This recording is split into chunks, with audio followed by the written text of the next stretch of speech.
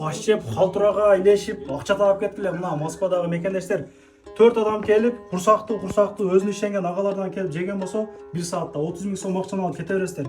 Акча турат тугандар, алып кеткиле ушул акчаны, жөнүнө турат да. Буйруса мына майчы, чай бекер болмокчу, таксистерге, курьерлерге келе бересиздер. Метро Чертановскийде, мен азыр метрондон аз көргөзөмүн. Каймак менен борсоктору ар дайым негизи ошо ачылгандан бери бекер берилет. Ачылышында да тапканбыз билесиздер. Коз грилдер 1800 жөн, доставка ошол Москва ичи жеткирип берет. Уютный чайхана өзгөчө менюлар менен иштеп баштады. Буйруса 24 саат бою сиздердин кызматыңыздарга даяр.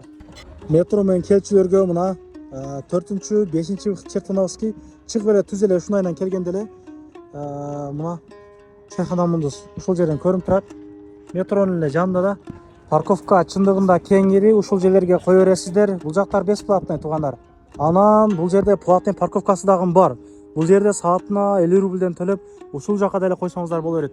Жакшылык күндөрдө жолугуп жүрө берелик. Мына аш жейм, мына жеп салам деген агаларга, дос туугандарга жөнөтүп коюңуздар, келип, Кудай кааласа ашты жеп, акчага иштеп кетиңиздер да. Анан той аштар өткөргөндөргө да менен келгендерге өзгөчө акциялар болот. Заказной тамактардан келип жеп турсаңыздар болот. Ар дайым жакшылык күндөрдө амандашып жүрө берелик. Көрүшкөнчө каналыма катталып коюңуздар. Ассаламу алейкум.